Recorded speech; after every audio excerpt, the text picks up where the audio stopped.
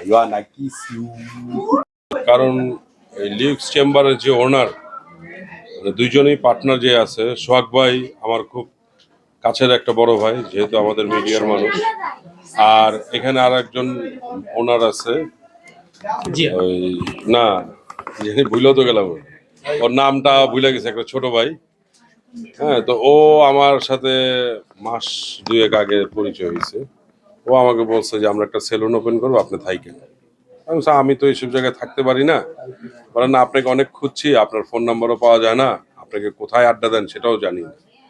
আমি এই বনানীতেই থাকি, বনানীতেই খুঁজে পাওয়া যায়, কিন্তু তোমার সেলুন ওপেনিং এ যাবো কিনা আমি জানি না।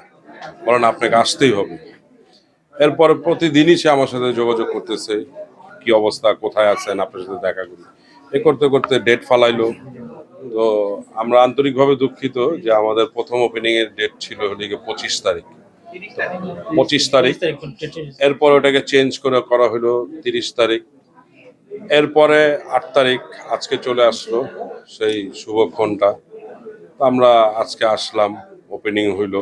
এখানে অনেক গুণী গুণী মানুষজন ছিল, তার মধ্যে আমি একজন ছোট মানুষ ছিলাম, গায়ে গতরে বড়, কাজকর্ম অনেক ছোট। আমি কেক কাটতে বললো, কেক কাটলাম, ভালোই লাগলো। সেলুনটা অনেক বড়ই আছে, বেশ কয়েকটা চেম্বার আছে, আবার গেমিং জোন আছে।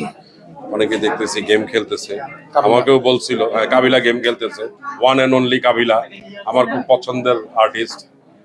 ও গেম খেলতেছে, কিন্তু আমি গেম খেলতে পারি না, আমার ভালোও লাগে না। যার কারণে আমি এখানে চলে আসছি আপনাদের কাছে, আপনাদের সাথে কিছু কথা বলার। আমার ফুটবল খেলতে খুব ভালো লাগে।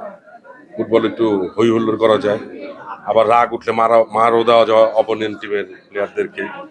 যার কারণে আমার ফুটবল খেলাটা খুব পছন্দ। গোল খেলা তো সবারই মেজাজ খারাপ থাকে, আর যখন দেখা গেলো বল নিয়ে টান দিছি, পিছন থেকে ধরে ফেলা দিছি, তখন খুব মেজাজ খারাপ হইতো। পারলে ঘুষি টুসিও মেরে দিছি অনেক সময় মাঠের মধ্যে। আমি অনেকবার লাল কার্ডও খাইছি এলাকায় যখন ফুটবল খেলা হইতো। আচ্ছা, হ্যাঁ, এখন একটু মিস করি, কারণ বাণিজ্য মেলা এখন অনেক দূরে, এত দূরে যাওয়াটা আমার জন্য খুব টাফ হয়ে যায়। কাছে ছিল যখন, বাসার কাছে, তখন খুব যাইতাম। ইচ্ছা তো থাকেই, একটু তো থাকবেই। আর যদিও আমার বউ বলছে আমরা শেষের দিকে যাবো, আমি ঠিক আছে ইনশাল্লাহ যাবো, একদিন হলে একটু ঘুরে আসতে হবে, বউকে অ্যাটলিস্ট খুশি করার জন্য।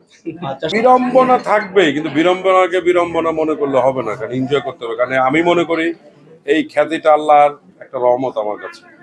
এই রহমতটাকে আমাকে ধরে রাখতে হবে। আমি যতদিন ধরে রাখতে পারবো ততদিন আমার কাছে এরকম আসবে। আমি ধরে রাখতে পারবো না, হয়তো এখন আমার কাঁধে ধরে ছবি তুলছে, তখন আমার বাপ মা তুলে গালি দিবে, এই আর কিছু।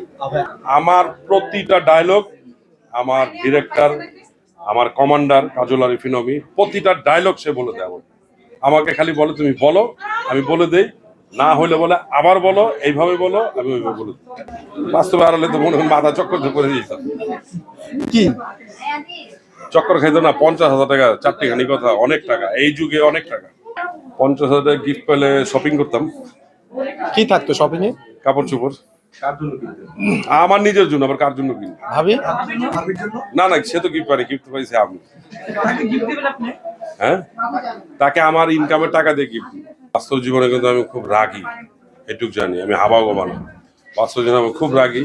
এর জন্য আমি সবাইকেই বলি, আমার দর্শক যারা আছে, আমার ভক্ত যারা আছে, সবাইকে বলি যে আমার জন্য একটু দোয়া করেন, আমার যেন মাথা একটু ঠান্ডা থাকে, আমার জন্য রাগটা কমে যায়। কারণ রাগ আসলে আল্লাহ তাআলাও পছন্দ করে না, কিন্তু কেন জানি আমার সাথে সবসময় শয়তান করি।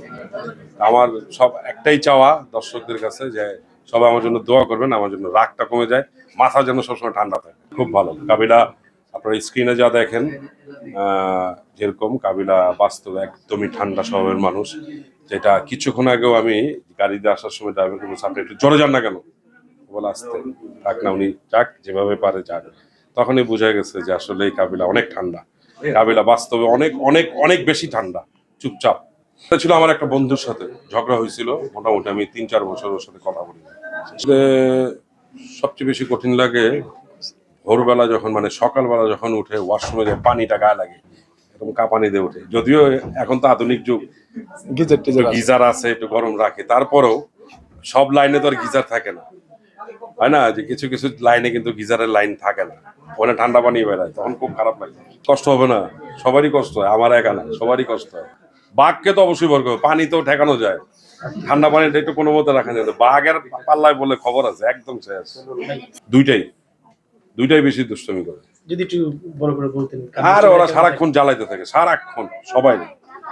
মানে কিছুক্ষণ পর পরে খালি টিগার মারে। কি করে? আর দাদু খুব ঠান্ডা স্বভাবের মানুষ, যেমন মাঝে মাঝে আমি যেরকম সবাই ডাকি মামা মামা ডাকি তো আমি মামা, তুমি একটু চুপ থাকো, অসুস্থ হয়ে যাবা কথা বলতে বলতে।